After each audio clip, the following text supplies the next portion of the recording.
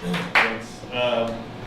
Whenever I read, I always try to start things off with a joke. In the spirit of the night, I decided to forego the joke and just tell you that I'm a diehard Chicago Cubs fan. Which, if you know anything about baseball, it's massive. If you know little about baseball, you know that the Yankees are the Yankees. And, Jose Canseco played baseball and he's got a great Twitter feed. My family, my mother's side of the family, they're old American Jews, and they came to Chicago the early 20th century, and the first thing they got into, before anything American, was Chicago Cubs. I don't know why, but I am the great-grandson of Chicago Cubs fans, and that's a horrible thing. But I was raised a baseball fan by my grandfather, who lived and died without ever seeing. The Indians have it terrible. The Mets, sometimes have. They've won a World Series in my lifetime. Let's be honest, and they've been to the World Series. But the Cubs are just terrible. It's the most pathetic thing. But my grandfather raised me. He brought me to Cubs games day in and day out in the summertime. I remember him taking me to a baseball card store to get Mark Grace's 1988 Don Ross rookie card. It was one of the best days of my life. It was $10, and he said, "If you bend this baseball card, I'm going to bend you." This is going to send you to college. And that card's worth 75 cents. It's what you call a filler. So a couple of years ago, I started formulating this story, imagining my great-grandfather coming to America, and this is, I wrote it while drunk, which is honestly the best time to write a story about the Chicago Cubs. So this is, I guess, I looked at it like, this is kind of semi-autobiographical. It's kind of sad. It's called The Jewish Curse of Chicago. Julius Ginsburg was not a man who derived pleasure from many things. He'd come from a long line of loveless men who felt nothing for nearly everything. Men whose ability to find enjoyment in life's simple pleasures, it was said, had not been attached to their souls upon birth. It would have been a family joke, but nobody would have laughed at it. His father David was a butcher who spitefully spent the day carving the necks and gizzards of chickens, and would then walk in the same dung-ridden streets of his now forgotten Hungarian city to his tiny home that sheltered the 9 children and his angry wife. He'd carry a canvas sack full of schmaltz and bones for the putrid broth his hideous wife would concoct as she stood near her window, gossiping with the other local wives. The mere thought of those witches caused David to spit upon the ground and curse his own existence, and he cursed every step on his way back from the shop. His personal hell would begin the moment he'd walk through the door. The first thing he'd see was his wife waiting for him exactly 3 feet from the entrance, always welcoming him with some different commentary on his pleasure. I bet you brought the only blood from just above the leg. It kind of tends to mush as soon as you touch it with the knife. Or, I tell you to bring me the necks, you bring me the shit. Who can cook with chicken shit? That's my mother, He'd stand there shaking his head to agree with her, taking the nightly punishment, always saying to himself, "David, you're a scholar, maybe the greatest scholar of your time." He'd scratch his chin. Who knows? Considering standing here taking this abuse, I guess you're not. He'd stand there thinking about this, thinking about the life choices they had made, where all this had come to. All decisions that reinforced the idea that God gave us free will, that no matter how clearly David was able to remember nearly every argument in the Talmud, there was still a time he thought himself better than his father, a time when he ran away from his destiny and became the son-in-law of the butcher from Romania with the olive-skinned daughter, and eventually took over his father-in-law's business of chopping necks and separating vertebrae because he thought the world was not deserving of a scholar of his stature. But God had other plans. David was to live lowly, to take the abuse, and to hand over every cent to his wife.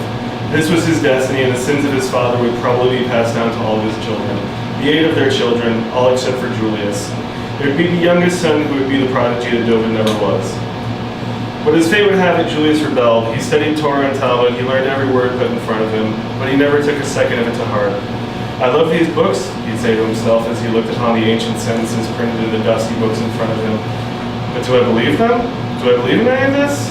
Do I care what a man named Eliezer said 1,000,000 years ago? He grasped at his beard as if he wanted to shave since he was 16. No. But if not for this, then what else do I have? In 1907, at the age of 20, Julius decided to find out.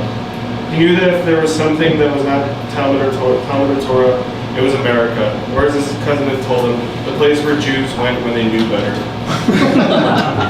Within 2 months of his arrival, Julius made his way from the port in Baltimore to that same cousin's home in a city called Chicago. Moish, or Morris as he was now called, had successfully gone from being an apprentice at a kosher butchery to the realization that the real money was cutting meat for Gentiles. Listen, Julius, as long as you don't eat it, everything is all right, he told his newest hire as he slapped the pink asses of dead swine that were hanging from rusty hooks. He looked his cousin in the eye and smiled. You're in America now. Things are different. The Goyim think Jews cut the best meat, so they pay more. No big deal. Julius took the job cutting the legs and heads off pigs, but that was as Gentiles he let himself sink.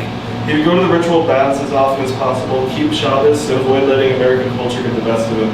Even though he found the jokes hilarious, Julius would avoid the filthy Yiddish theater, and under no circumstances would he ever shave the beard from his face, no matter how much he despised these customs and rituals. Julius felt that if one strand of hair was to be removed with a razor, it would be as if the entire soul would go with it. There was one bit of America that Julius had any bit of interest in. There was something about the game on the diamond with the stick and ball that interested him in ways that he couldn't explain. Besides that, Julius wanted no part of his new homeland. He almost wished he'd return to Hungary and bring the exotic competition with him. In his first winter, he'd walk down Maxwell Street, which looked almost exactly like the Market Street in his native land, and cursed America. How I can't wait for the spring. And then I'll go see these Chicago Cubs that Moishe and his friends talk about. He says they're the greatest of all baseball teams, that they'll forever be champions. He'd look up at the Chicago sky that never seemed to turn from its gray color.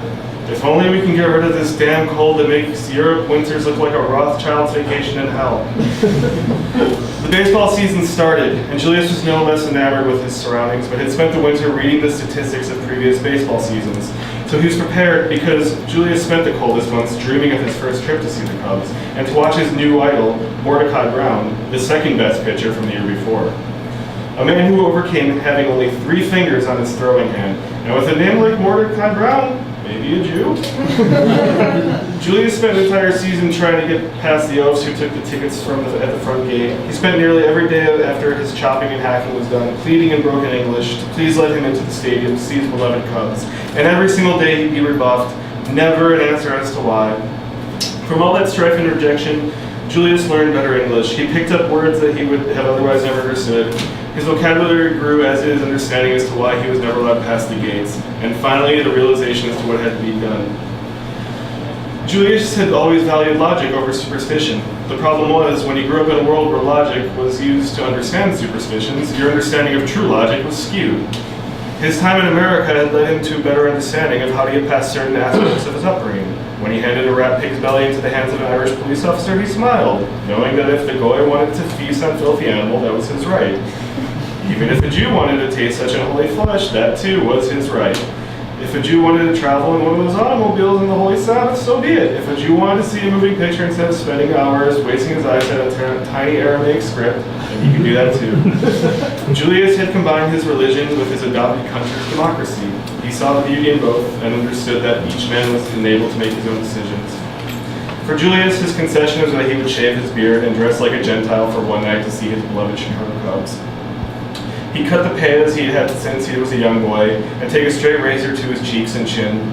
He'd still believed in God, he'd still marry a Jewish woman, and he'd still give his earnings to a shul, but now he'd do it with a fresh face and he'd go to see the Chicago Cubs. When Julius entered into the gates of West Side grounds unmolested by the off-duty police officers who took tickets, he looked upon the baseball diamond in front of him just as Moses looked upon Israel when God granted him a peek. But unlike Moses, Julius moved forward. He kept walking closer and closer to the promised land. He walked through the dark tunnel among the masses of fans to a seat in the left field. He sat down slowly, gazing upon the field. What specimens they are! All the players are made of rock, he said as he looked at players he'd read about. Rube Crow, Orville, Orval. I'm doing a Jewish story I can't pronounce. And of of course, his hero, Mordecai Brown. There they were, all real, unlike the men from the stories he'd read as a boy, unlike Abraham, Isaac, King David, and all his dead holy men. There, right in front of him, were the mighty Chicago Cubs. The series had been tied 1 game apiece. The Tigers from Detroit were the enemies of the Cubs. They were the team that the Cubs had vanquished the year prior and now looked bloodthirsty. For several innings, it looked as if either team could win, until the 6th when the evil Ty Cobb got 2 hits, and the Tigers took a lead they would never relinquish. Cobb walked off the field, extending his middle fingers to the booing Chicagoans. That was that. The game was over. The first baseball game Julius had ever seen was ended with a quiet thud. Dejected, Julius Ginsburg walked the half mile to his home, grasping for his beer that was no longer there. When he arrived to his doorstep, he decided to continue walking. And during this walk, he realized that he had grown to love these Chicago Cubs. And for the first time in his life, something made him happy. He thought of the diamond, and he thought of the smell of the popcorn and the boy next to him was eating. The smell of the popcorn the boy next to him was eating. He thought about his new home, and that how any place that could come up with such a perfect creation as the game of baseball could not be as bad as he thought. Julius Ginsburg went to sleep that evening with a bare face and the deep-seated knowledge that even though they were down 2-1, his Chicago Cubs would emerge from the World Series as victors. Great-grandpa Julius lived to be 101. He passed away at the beginning of November 1989. A few weeks after the Oakland Athletics beat the San Francisco Giants for the World Series. That was the year the Giants had beaten the Cubs to get to the championship, and it had been over 80 years since Julius had seen his Cubs win the title he predicted in 1908. A summer later, my father and I sat in the bleachers of Wrigley Field. Ryan Sandberg was on his way to hitting 40 home runs. The Cubbies were having another sub-500 season, and Harry Carey sounded as inebriated as ever. We sat quietly in our seats, 8 rows behind third base. The summer was taking too long to die, as the Cubs' painful season was as well. We sat in the silence of father and son sitting and transfixed on a game that was made for fathers and sons to watch. We sat there for 9 innings as equals, and then watched another Cubs season slowly slip away. We drove back to listening to the postgame. The Pirates had routed the Cubs, but as tradition would have it, we would still listen to WGN for anything we may have missed. We drove down the highway listening to the commentators try and wax poetic on another season that was slowly going down the drain when my father turned the dial down. You know this is our fault, right? I said nothing. You know your great-grandfather cursed the Cubs. They say it was that guy with the billy goat, but it was actually when your great-grandfather shaved his beard. Dumbfounded, I continued to say nothing. You know, if you stay a Cubs fan, you're going to make a great Jew, he said as we took the exit back to the suburbs. Why? I asked, not realizing that would be the last time I'd ask a question about the Cubs or religion without a hint of sarcasm. Because being a Jew and being a Cubs fan is all about waiting. You wait, and you never get what you want. You will wander in the desert, dry-mouthed and miserable, but you will never get what you want. We pulled the car into the garage.